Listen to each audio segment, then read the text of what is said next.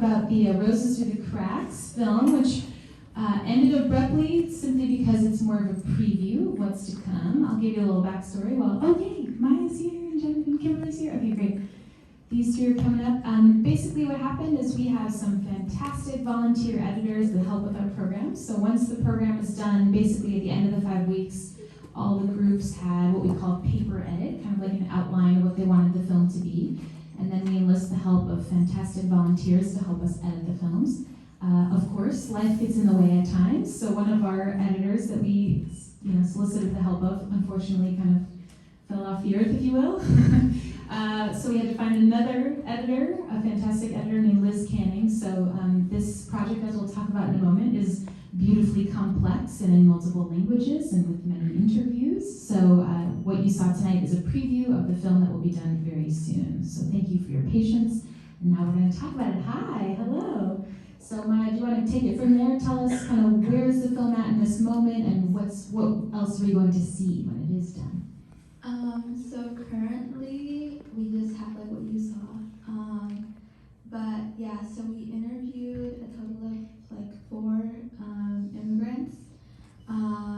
We interviewed a couple who owns a restaurant, my father, who's Geronimo Garcia, and we also interviewed so we had interviewed different. Okay, so I want to start by adding to what Maya said. I think our main goal for this film was that we wanted to show that it's not really exactly right to talk for all people or all immigrants, and because we have experience with this topic, and we just wanted to show that there are still, although there's the media or people who believing that everybody's a specific way. So I have my uncle Hussaini or Delarol, we interviewed different people to just show that the diversity of experience of being an immigrant, is that right? Yeah. Yeah. And how immigrants are trying, how some of them or how most of them are trying to fit in the community, fit in the new place, or just listening to lots of maybe wrong media that how maybe immigrants or in total did this bad thing, and exactly only that is mostly shown, but also the good sides and how immigrants are really trying hard to fit in and find a new job and live here and start a new life in this place. Absolutely. Kimberly, why don't you tell us a little bit about the filming experience? What was it like, and how did you feel being behind the camera interviewing all these incredible people? Well, okay. Okay, you're doing great. Well, it was good.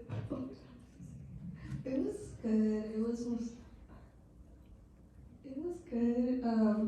I guess trying to figure out how to work the camera was pretty difficult because you couldn't sometimes the audio wouldn't. Yeah, it was just confusing. But other than that, it was good.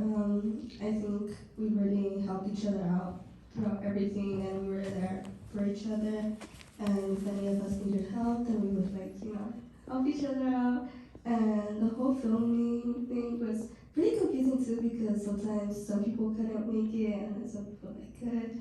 And then the B-roll days were pretty fun because we went to different amount of places. But yeah, and yeah, it was just an amazing experience. And yeah. And Maya, what did you learn from the filmmaking process? What was your favorite part? I really enjoyed just the camera work.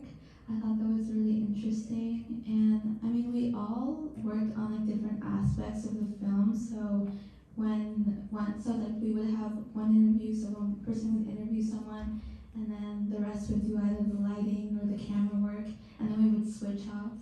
and so we really like gained a different perspective on like each of the different components of making a film.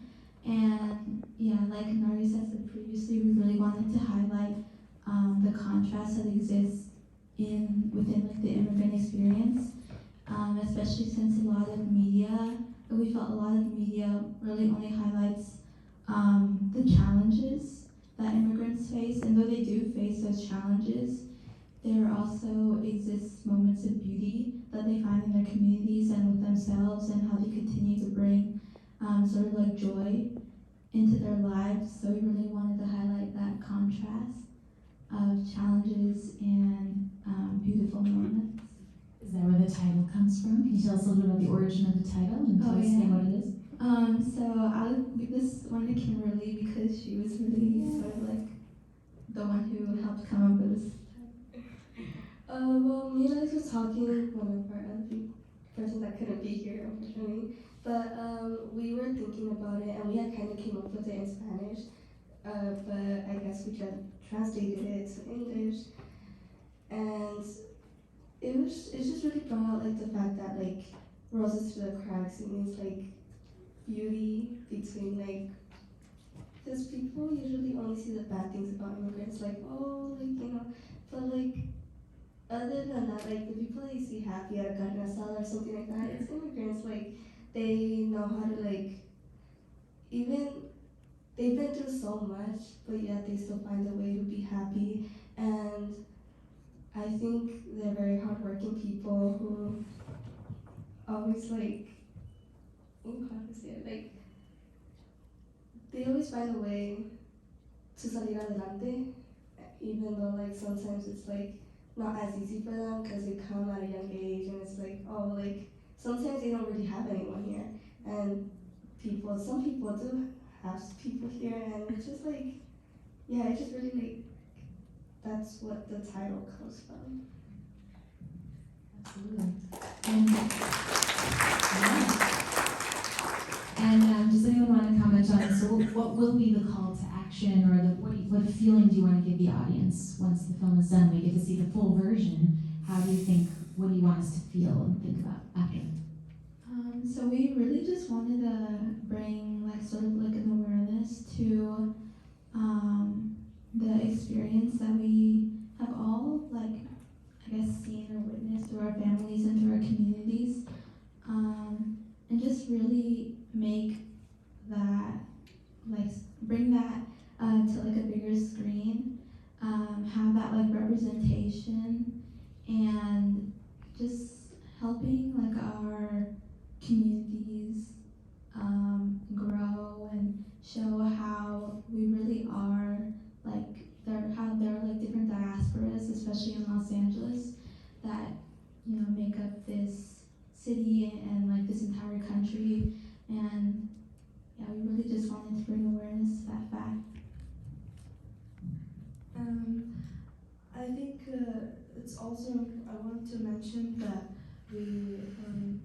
I think we wanted to bring in different kinds of people from different places and different communities with different backgrounds, different experiences, and also just showing really trying for also, just for our first film, to gain experience behind the scenes and doing everything. I think we did really great for our first film, and one of our main goals was to show the world through, I don't know, an 8-year-old kid, or a father, or through parents, through restaurant owners, or yeah.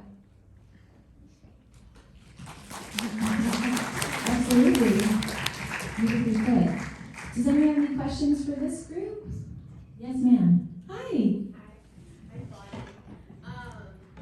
By the way, congratulations. Just that snippet made me, as a daughter of immigrants and just having active immigrants in my family, really excited.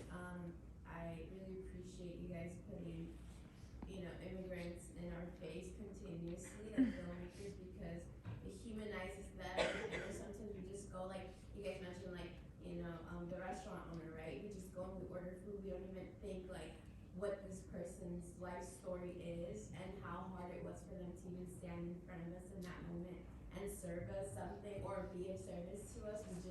We're just so, we're in autopilot and we forget. So to watch them, I'm really excited for your film because it's another opportunity to really see like you guys said, right? I think of like the rose through concrete, like that's a big saying that I tell a lot of people. It's like la rosa del concreto, like you just like really put or make an emphasis on humanizing us. I'm not an immigrant. But my mom and my uncles and everyone, and I want people to give them the same love and respect that in my family we give them because we know the hard struggle that they went through. So I'm really excited for your film, and I just wanted to make a point to. I know we didn't get to watch it, but I look really forward to watching this, and thank you. Thank you, Bonnie. That's so nice. You already have an impact. Yes? Thank you so much. Anyone else have a question for this group? Yes, Claudia. So I know you guys, I think you said the title in Spanish already, but I know that you guys also had it like in another language. Can you guys share just like all of the translations of your title and why you guys chose to have it in a bunch of different languages? So in English it's Roses to the Crack. In Spanish is Las Rosas por el Concreto. Okay, I haven't really thought about it. I think it's kind of گل روزها از بین crack.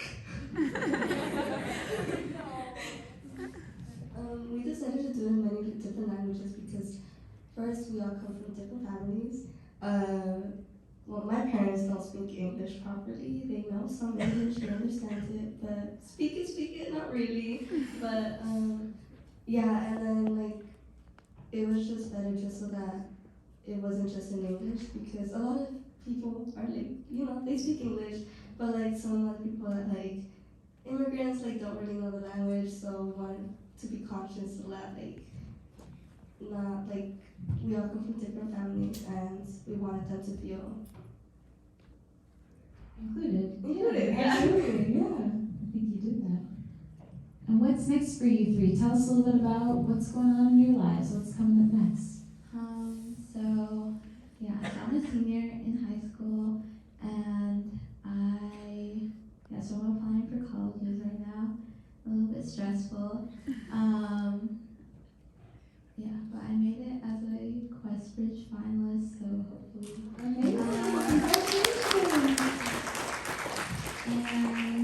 And so I really, so like through this program, I think especially like helped solidify that, but like my passion for filmmaking and sort of like the work that I want to continue to do, which is especially like highlight like my community, which is the indigenous Oaxacan community. So my parents are from Oaxaca, from the Central Valleys of Oaxaca, and we identify as Zapotecos.